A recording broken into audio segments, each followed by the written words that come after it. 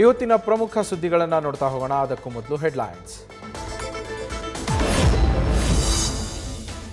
ಅಧಿಕೃತವಾಗಿ ಮುರಿದು ಬಿದ್ದ ಸ್ಮೃತಿ ಮಂದಾನ ಮದುವೆ, ಇನ್ಸ್ಟಾದಲ್ಲಿ ಪೋಸ್ಟ್ ಮಾಡಿ ಟೀಂ ಇಂಡಿಯಾ ವೈಸ್ ಕ್ಯಾಪ್ಟನ್ ಮಾಹಿತಿ.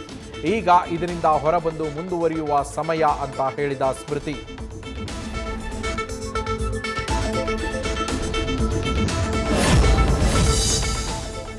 ಮೊಹರಂ ಪೀರ್ ಹಿಡಿಯೋ ವಿಚಾರದಲ್ಲಿ ಕಲಹ, ಹಳೆ ವೈಷಮ್ಯಕ್ಕೆ ಚಾಕುವಿನಿಂದ ಇರಿದು 70 ವರ್ಷದ ಹನೀಫ್ ಕೊಲೆಗೈದ ರಿಜ್ವಾನ್. ಕಲಬುರಗಿಯ ಕಮಲಾಪುರದಲ್ಲಿ ಘಟನೆ.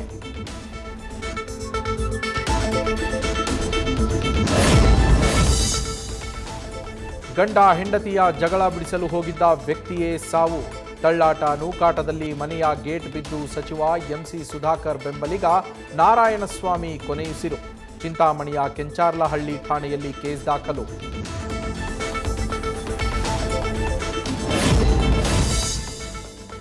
ಡಿಸಿಎಂ ಡಿಕೆ ಶಿವಕುಮಾರ್ ವಿರುದ್ಧ ಅವಹೇಳನಕಾರಿ ಹೇಳಿಕೆ. ಸೋಷಿಯಲ್ ಮೀಡಿಯಾದಲ್ಲಿ ಟೀಕಿಸಿದ್ದ ಸೋನು ಶೆಟ್ಟಿ. ನಿಂದನೆ ಆರೋಪದ ಅಡಿ ಕೆಪಿಸಿಸಿ ಲೀಗಲ್ ಟೀಮ್ನಿಂದ ಬೆಂಗಳೂರು ಹೈಗ್ರೌಂಡ್ಸ್ ಠಾಣೆಗೆ ದೂರು. ನಂತರ ಕ್ಷಮೆ ಕೋರಿದ ಇನ್ಫ್ಲೂಯೆನ್ಸರ್ ಸೋನು ಶೆಟ್ಟಿ.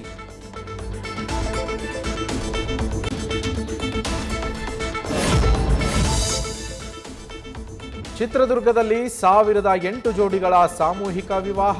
ಸರಳವಾಗಿ ನೆರವೇರಿದ ಸಂಭ್ರಮದ ಮದುವೆಗಳು. ಸಂಘಟಕ ಚಂದ್ರಶೇಖರ್ರನ್ನ ಎತ್ತಿ ಸಂಭ್ರಮಾಚರಣೆ.